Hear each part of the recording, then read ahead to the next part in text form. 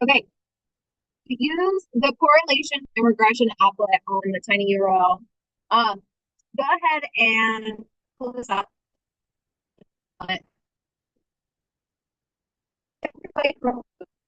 It's just it's you remember like line of us did. Okay. All right, so you're gonna click on the graphing area to add 10 points to the center so that the correlation is about R equals 0.9. Okay, so you can like put these dots and you want to get it close to 0.9.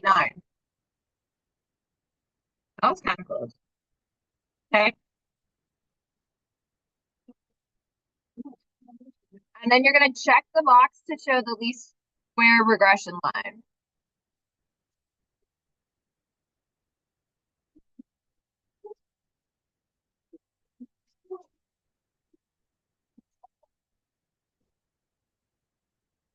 All right, so I'll give you a couple minutes, pull that up. All right, so we're going to predict if the slope and the y-intercept and the correlation will increase, decrease, or stay about the same. We're going to check our prediction and then delete the point so you can click on it before moving to the next part. So go ahead and take a moment and do A, B, C, D.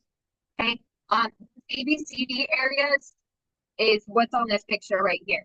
Okay, so go ahead and take a moment, see how it changes the slope, y-intercept, and correlation. Remember, correlation coefficient is right now it's 0.9 or 0.89, as close as you can get. Okay, so you're checking that. Take a moment, work on that. And then we're gonna go over our answers in just a second. All right, so checking your work. If you add point A to your graph, okay, that's below the line in the bottom right-hand corner. Okay, that's going to decrease your slope. Your y-intercept is going to increase. Your correlation is going to decrease. Okay, by adding point B, that's above the line on the left-hand side, that's going to decrease your slope. Your y-intercept is going to increase and your correlation is going to decrease. By adding point C, that's below the line on the left-hand side, that's going to keep your slope about the same. Going to decrease your y-intercept. It's going to decrease your correlation. And then your slope is going to be the same. If you add D into it, the y-intercept is going to increase and the correlation is going to decrease.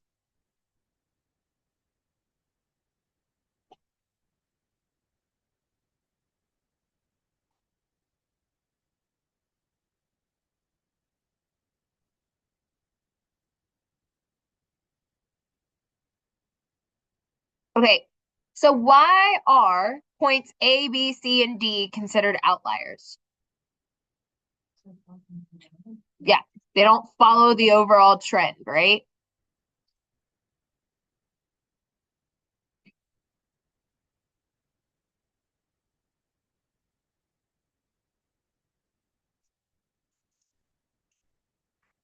Which outliers had the greatest impact on the LSRO?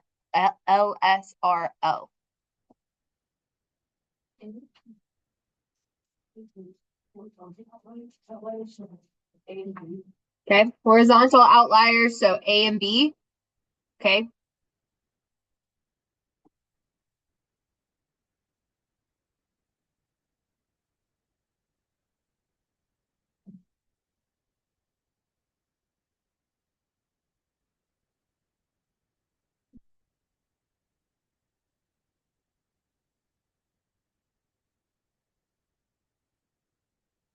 These are also called influential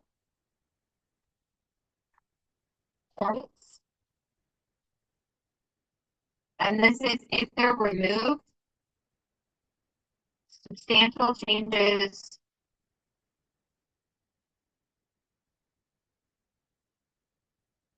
the y-intercept, the slope, and the correlation.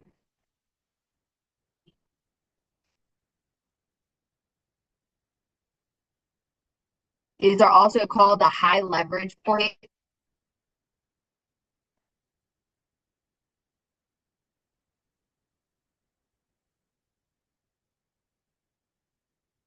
MOSIF. Okay, so we talked about outliers. They are out of pattern. They also result in large residuals. What is a residual again? Okay, good. Actual minus potential.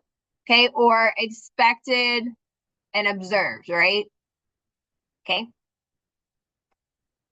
The high leverage. Okay. So very large. God bless it. It's one of them days. Yep. So high leverage. We got very large or very small X values. Okay. Influential if removed. Big changes.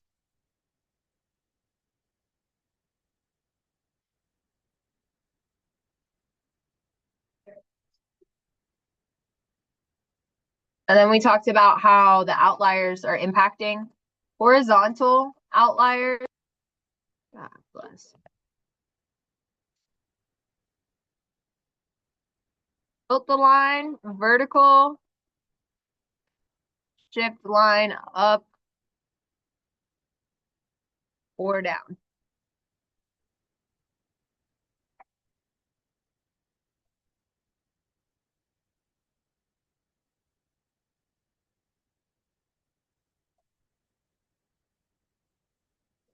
No, I did not order I don't like matching t-shirts. Like, if we're gonna wear uniforms, fine. All for it.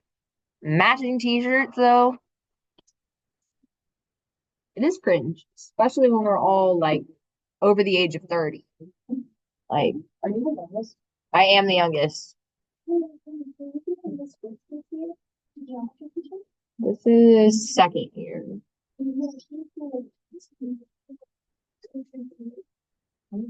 Maybe. No.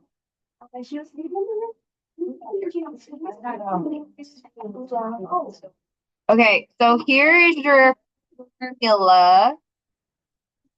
All right, so B is equal to R times S sub Y divided by S sub X. What is that? First of all, okay, S sub Y over S sub X. It keeps getting S sub Y, like sub as in meaning like smaller. Yes.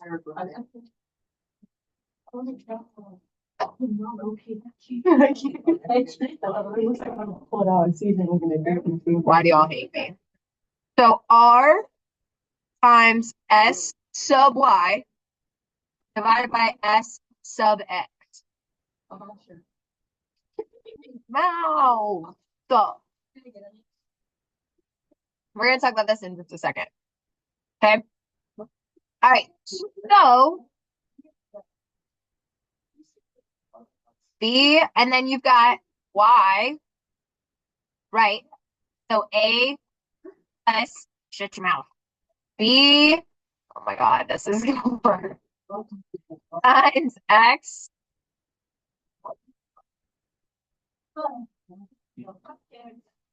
I will not be made fun of for my handwriting.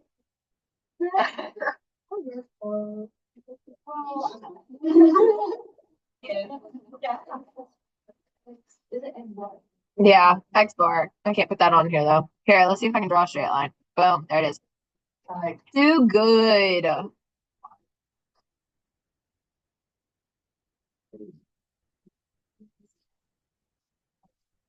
There you go. What? This is your equation. Okay. All right. Go ahead and take a look at A, B, and C. Okay. I'm sorry, A and B.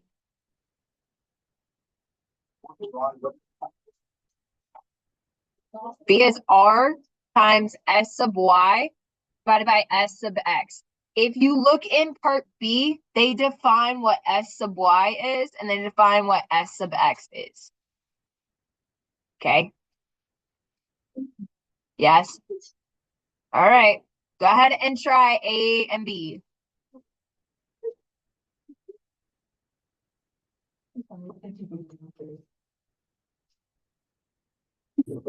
Okay, let's chat. Okay, so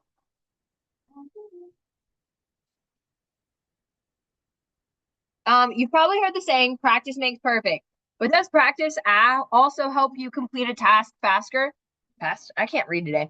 To find out, a random sample of 15 high school students were taught how to solve a Rubik's Cube. How many people have actually solved a Rubik's Cube? Yeah. Are you really? Oh my goodness. Then they were each randomly assigned a number of times to practice this new skill. After they completed their assigned number of practices, they were timed solving the Rubik's Cube. Here's the scatter plot of the results along with the least squared regression line. Consider the student who is assigned to practice the Rubik's Cube 14 times. How does this point impact the slope, y-intercept, and correlation? So what happens to the slope? So looking at the one that's 14, so that's this guy. So what happened to it?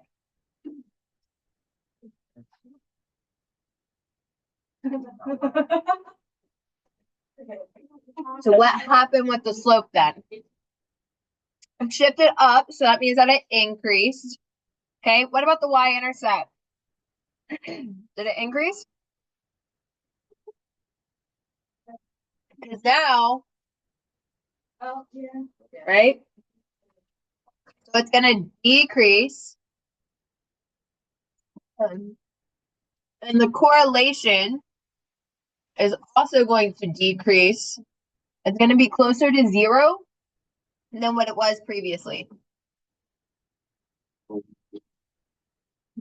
They didn't tell us, I don't think.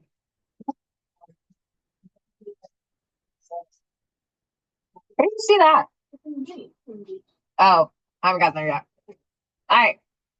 Mean and standard deviation of the number of practices are X bar equals 8, and the standard deviation is 4.47. The mean and the standard deviation of time are Y bar equals 7.71. Okay, so what this is doing is it finds the mean of this, finds the mean of this, finds the standard deviation of this, finds the standard deviation of this. That's where that SY divided by SX comes from. Everybody got it? You're taking your standard deviations of your X and your Y and then putting them over each other. Okay? Correlation between the number of practices and times to solve the Rubik's Cube is R equals negative 0.793. Find the equation. Okay. So first we got to figure out what our B is. Oh, sorry. Yep. Okay, so B equals R times S sub Y divided by S sub X. So all of that is negative 0.793 times 1.20 divided by 4.47. When you do that, you get negative 0.213.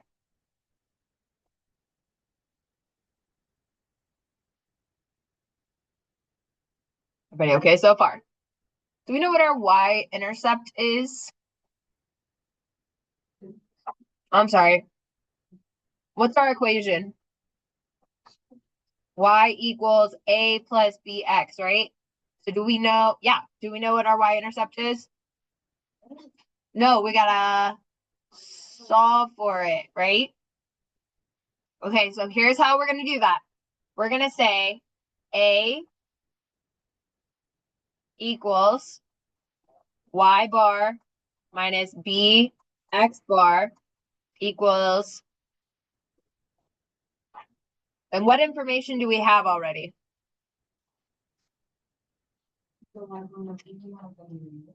Okay, we have the mean.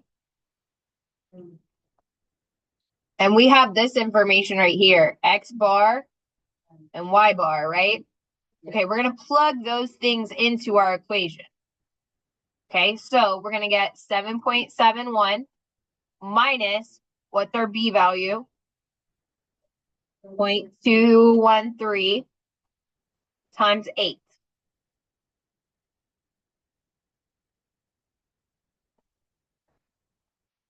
So when we plug this into our calculator, we're going to get 9.414.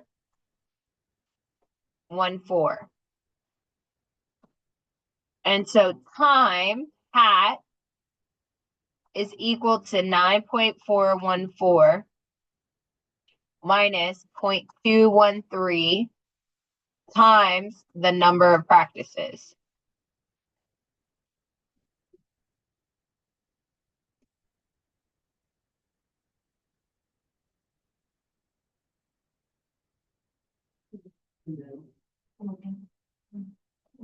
It's a sample. Because we went from, like, remember how we had mu and then now we have x bar? So mu is our population.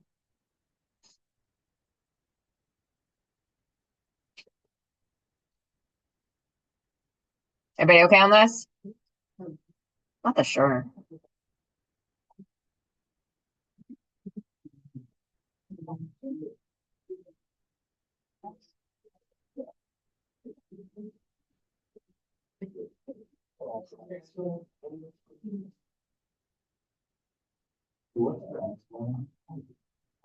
What is the x bar? It's 8, and it tells us it in our problem.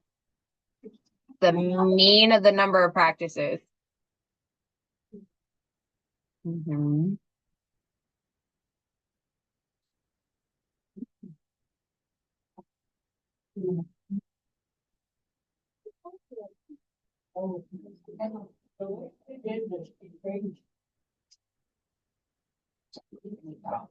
Huh?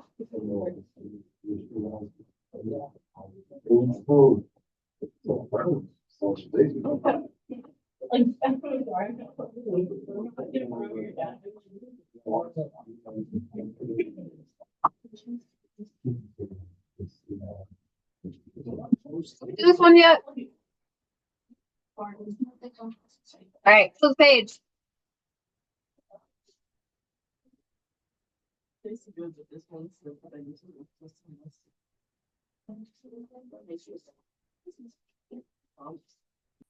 So, can you predict Monster Energy stock value?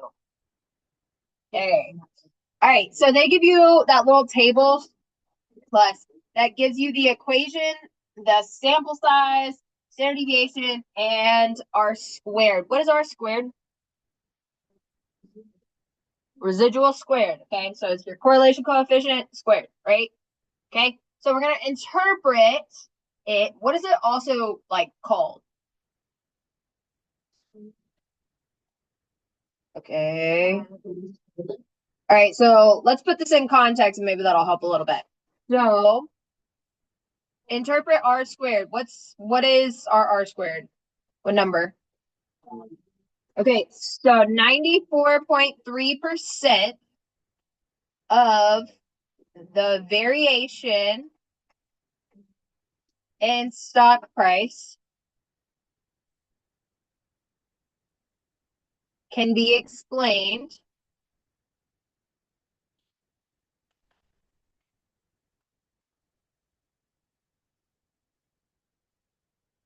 by the linear relationship with X equaling years after 2000.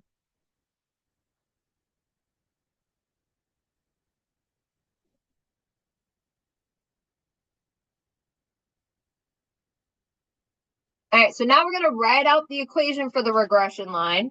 We're going to make sure that we add context for the variable. So when you write out your equation, you've got to tell me what the X and the Y actually are. Okay, so we know that our Y value is what? Okay, so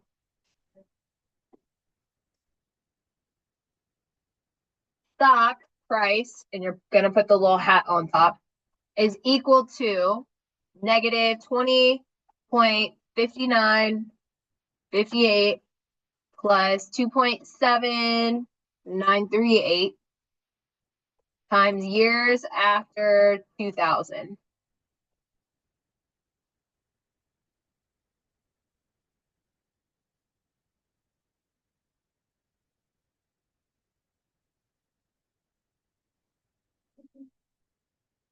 All right, so now we're going to calculate it for 2014. So what number are we going to plug in?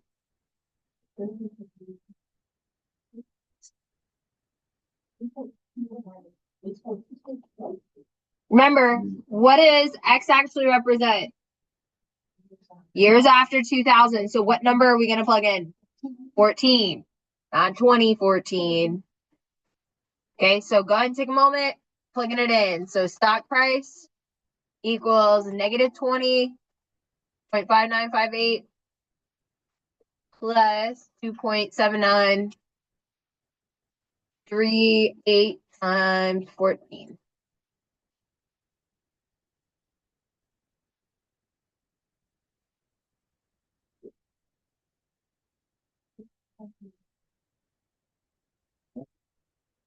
When you plug that in, you should get 18.52. Okay, so let's scroll down. I'll type it out. It's like, you know.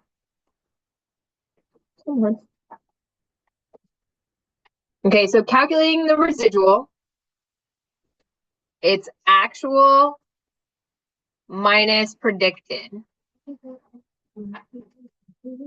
So observed minus expected. Okay. All right, so you're going to do 13.39 minus 18.52. And that's going to give us negative 5.13.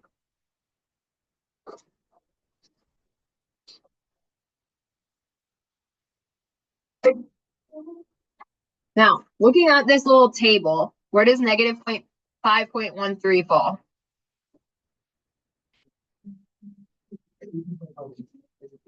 $18.52. Look at your table. I'm sorry, no. 18.52 came from here.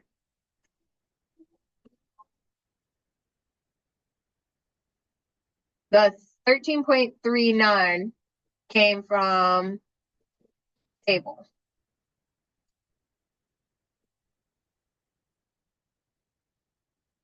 Everybody good? So when you look at this, the residual at negative 5.13, okay, is all the way down here, right? Okay. So explain why the residual plot indicates that a linear model is not appropriate for this data. It's got a not linear pattern, right? So it's a clear curved pattern.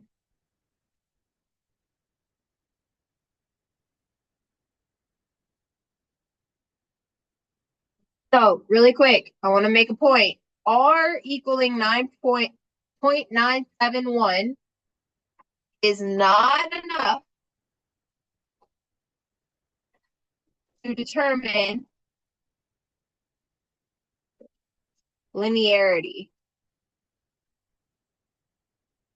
So just because it's really close to 1 does not mean it's necessarily linear.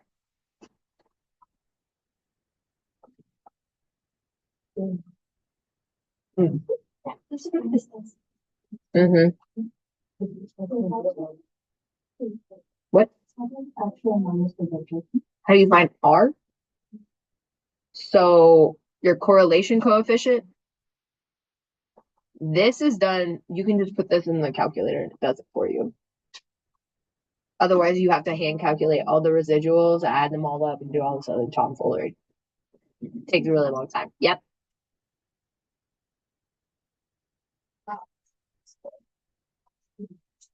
Take the square root of 0.943.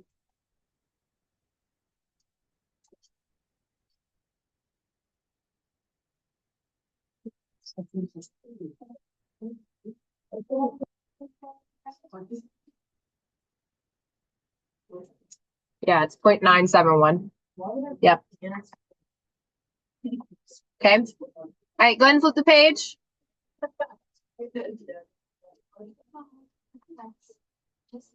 All right, your turn. Woo-hoo! Yay! Go ahead and interpret what r squared is in context. Yeah. Go ahead and do number 7. All right, so now we're going to transform the data. All right, bring back.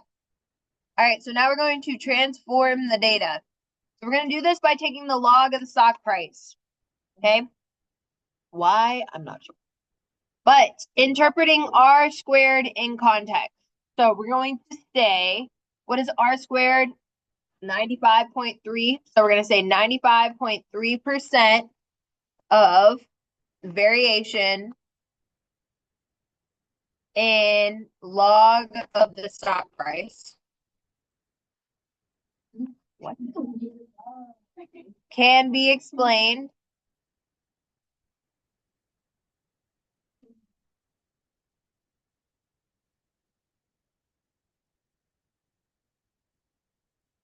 by linear relationship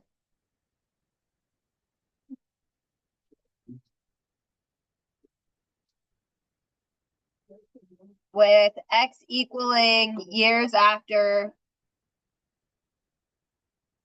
2000. Oop. It's fine. Okay.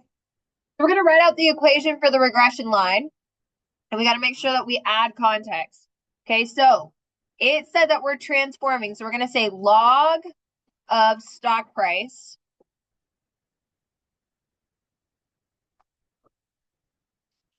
We're going to say log of stock price. And we're going to say that's equal to negative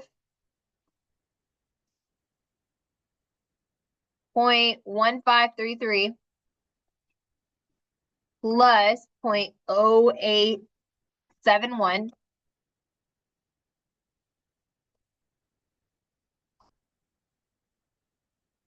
times years after 2000.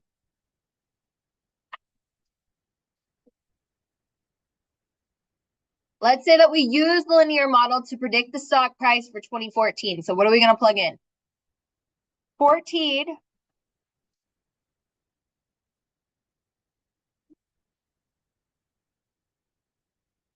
So log of stock price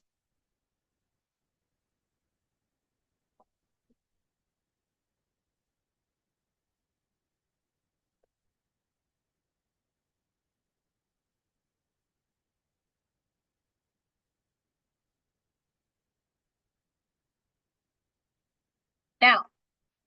Go back to Algebra 2 or y'all's accelerated whatever class. Okay. In order to get rid of a log, we need to do. Okay, so what we're going to do is we're going to raise this whole equation 10 to the power of, and those cancel out. Does that make sense? So what does this equal when you plug this into your calculator? It equals 1.0661. We're going to take 10 and raise it to that power. Okay. 10.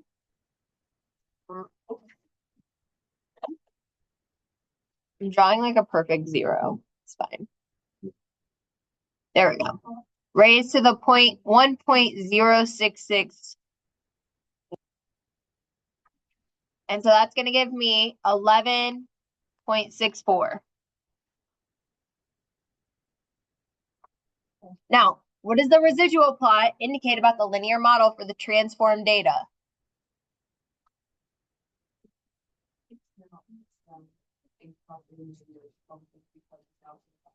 There's no clear pattern, so the linear model is appropriate. Yes. Okay, so no clear pattern. This is the one time that you want chaos. Okay. On page 1, we made a linear model using X years after 2000, Y equals stock price. On page 2, we made a linear model using X years after 2000 and Y equaling log of stock price.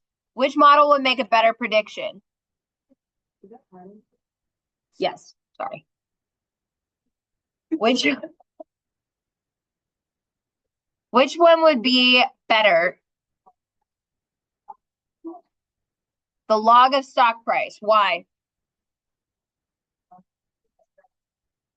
Why do we want linear? Okay, so page 2, and R squared is closer to 1.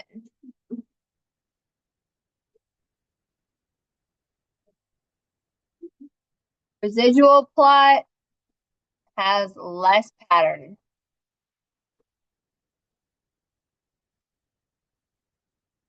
And more randomness.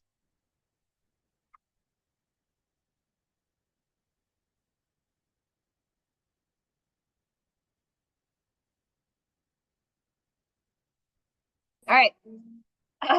A bulk supply store offers chocolate truffles in several cube-shaped boxes. The number of truffles in each box varies based on the side length of the box. Here's a scatter plot showing the number of truffles that can fit in the box in various side lengths. Ooh. Because the length is one-dimensional and the number of truffles to fill the box is three-dimensional, a power model of the number of truffles, the side length of the box cubed, should describe the situation or the relationship.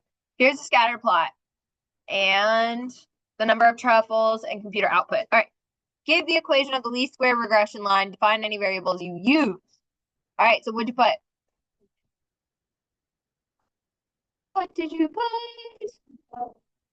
So, I did use it.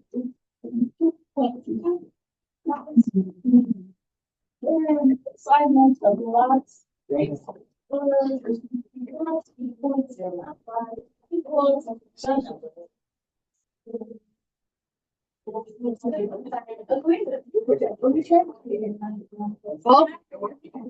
anybody have any questions on that one? You gotta be able to write the equation. So 2.2 times the side length cubed, okay, plus 0.095, and that equals the number of truffles. Remember to put the little hat on top of the number of truffles. Okay. Now, suppose you want to fill a box with a side length of 5 inches. Use the model from part A to predict the number of truffles out of the box could hold. Okay. So all we're going to do is we're going to plug in 5 into our equation.